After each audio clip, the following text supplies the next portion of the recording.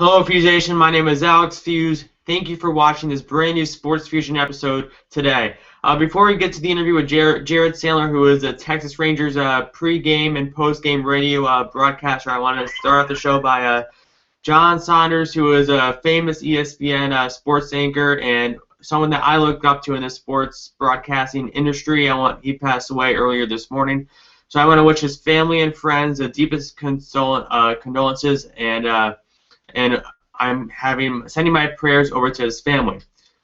So now let's talk some Texas Rangers baseball right now with Jared Sandler. So Jared, how are you doing this morning? With a busy morning over there in Texas with Prince Fielder announced his retirement yesterday. Yeah, that's certainly, I think the news itself probably not incredibly shocking. Mm-hmm. I think the timing of it maybe caught some people off guard to find out this soon after having his surgery that it would probably be it for Prince.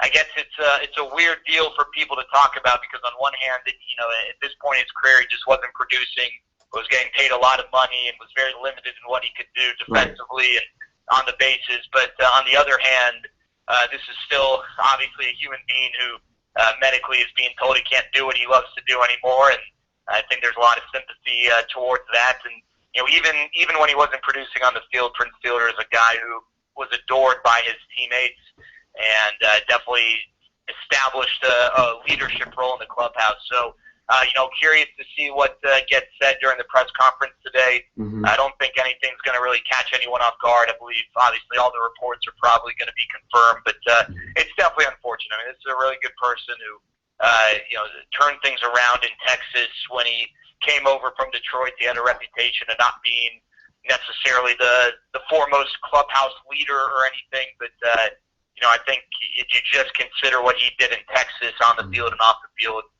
you would think that this is a guy that's been considered a great clubhouse guy and a great leader his whole career because that's what he's been in Texas. Yeah. Do you think a possibility is what the Yankees did with A-Rod and have him take on the role of a team advisor for next season? Yeah, I don't know. So Prince, I think what we're going to learn today, he's not going to actually retire because then he would kind of forego some of the money that he's due, and I can't blame him for wanting $100 million. So he'll be under contract through 2020, and so I don't know that he can necessarily do anything with another franchise. I'm not sure the specifics there, but I would find it hard to believe that would be the case. So would he take on a role with the Rangers? Perhaps. One thing I've gotten to know about Prince Fielder is that the one thing he loves more than baseball is kids. And, I know that that's kind of cliche. A lot of people say it, but he certainly demonstrates it. He always has his kids around. He participated in the home run derby last year pretty much only for his kids because they wanted him to. And so I imagine he'll spend some time being a dad. Maybe he takes on some sort of an advisory role where he does some things in Florida. The problem is the Rangers' spring training facilities in Arizona, if they were a Florida team, then I think maybe he could take on more of a role. But I wouldn't be surprised if eventually Prince gets back into baseball in some capacity. He definitely loves the sport. But I imagine that he might take some time and spend it with family. Though while he is under contract with the Rangers, perhaps he does make an appearance in spring training every year. Or maybe he's around a few times a year. I'm not quite sure. I think that's something that we'll learn here today. Okay. And Carlos Beltran, the newest addition of the Rangers team, he got traded by the Yankees at the trade deadline. How do you think Carlos Beltran will be for the rest of the season? And do you think the age is going to catch up to Beltran? I know he's batting over 300 with about 23 home runs. So what do you see Beltran producing for the next few months of the Rangers season?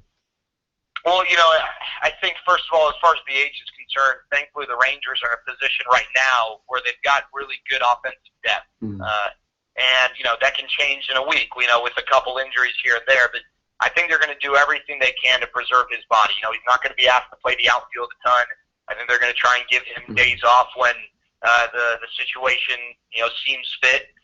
So they're going to do everything they can. Obviously, father time's going to catch up to everyone eventually. Thankfully, so far that hasn't been the case with Beltran. He's had an outstanding year. So long as he's healthy, I think he's going to not only impact this team, but being a middle of the order type bat. But He obviously has got playoff experience. He's got a ton of success in the playoffs. He had that ridiculous run with the Astros almost a decade ago. And then I think just from a leadership standpoint, he's been big. There is already a story that's come out about how he helped Yu Darvish. And Yu Darvish kind of sought out Carlos Beltran, who has got nearly 2 decades in baseball at the professional level, and kind of got some advice. And you talked about how Carlos put something in a way that just hadn't ever really been conveyed to Yu Darvish, that is about pitching inside and the mentality of the hitter. And so I just think he's a guy that's going to provide a whole lot to this ball club and to the players on the team, both on the field and off the field. Do you see a wild card prospect coming up to the majors for this Rangers team in the next few months of the season? Well, September is always an interesting time because you have the ability to call up everyone on your 40-man. I think there's still a chance that Joey Gallo, who's Texas's top prospect, comes up and does something. As far as having a regular everyday role, probably not unless someone gets hurt. The guy that I would maybe pick is a wild card significant contributor is a guy by the name of Yohander Mendez. He's currently in AAA, started the year in A-ball, but is sort of shot through the system. After the trades the Rangers made, Mendez is now their top pitching prospect. The Rangers kind of have a hole at the back of their rotation. Right now, Lucas Harrell's occupying that spot. They've got a couple of guys coming back from injury, and Derek Holland and Colby Lewis. But I don't know that anyone really knows exactly what they're going to get from those two.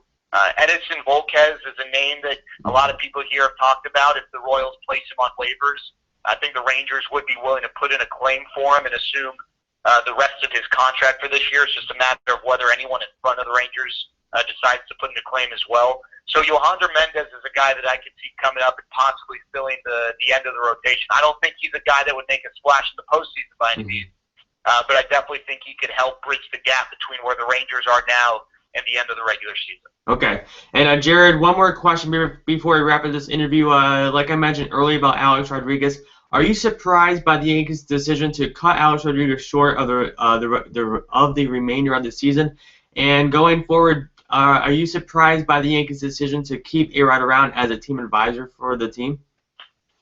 No, I'm not really surprised by either. First of all, with the team advisor, one thing that people in Texas will tell you, and even those who don't think too highly of Alex Rodriguez, there's never been any denial that he's got a very bright baseball mind, and there's a ton of knowledge between the ears, both from a baseball on-field standpoint, and I know a lot of people who think one day if he had the desire to enter the front office, he could be a really shrewd general manager. So the fact that they would keep him on in that capacity is not really a surprise. You've heard stories over the last few years about how he's gone out of his way to work with young guys, which maybe is something he didn't do a ton of earlier, though Michael Young, who the Rangers just honored by inducting him into the franchise's Hall of Fame, talked about how he probably wouldn't have had near the success in his career had it not been for the guidance of Alex Rodriguez during the few years they spent together. So that doesn't surprise me at all. I'd be curious to see whether or not A-Rod plays again, because obviously there are rumors out there that perhaps a franchise like the Marlins or perhaps the Rays, in Florida where he lives would consider giving him a shot. Obviously he could get some butts in the seats, especially if he makes a run at 700. And then as far as what the Yankees did, I feel like for the first time in a while, the Yankees ownership is allowing Brian Cashman to do things the right way. And this is not a team that, even if they were to somehow sneak playoffs, I know anything can happen once you get in the playoffs, but the odds were stacked incredibly against the Yankees doing anything. And as you know, if it's not a World Series, I don't think the Yankee fans take consolation with anything else. And so the moves that they made, the green light that Brian Cashman got to sell guys like Chapman and Miller and Beltran, I think will end up paying great dividends for the Yankees, whether those prospects end up contributing or whether in the offseason they go out and take some of those prospects and put them for a guy like Chris Sale, I think will only help. And the Yankees' commitment to, it seems, going younger and adding athleticism to their lineup, even if it's not going to benefit them this year, I think will benefit them in the future. And obviously Alex Rodriguez was a guy whose arrow was pointing in the total opposite direction. He was a liability in a lot of ways on the field at this stage in his career. So it's unfortunate that someone like Alex Rodriguez's career some of the missteps along the way to where maybe we're not celebrating him as much as we would otherwise. But, you know, that he kind of paved his own path, and this is what it's led to, and I think the Yankees are making the right baseball decision for them. Okay, Jared, I want to say thank you for coming on the Sports Fusion episode today, and where can fans find you on Twitter so they can follow along for the rest of the season? Yeah, no, they can find me at Sandler J. Again, that's Sandler J. Love interacting with fans here on Twitter, and it works. Okay, Jared, thanks for taking the time out of the day to come on the show. Hey, my pleasure. Thank you. Yep. Okay, Feuzion, you just heard it from Jared about the Texas Rangers and their team going forward into the playoffs. Come back tomorrow. I'll be talking with MLB.com New York Yankees analyst Brian Hoke. What does he have to say about the Yankees and Alex Rodriguez's finals games in Boston and in New York? Thank you, Feuzion, for watching this show. I will see you tomorrow at 1:30. Thanks for watching.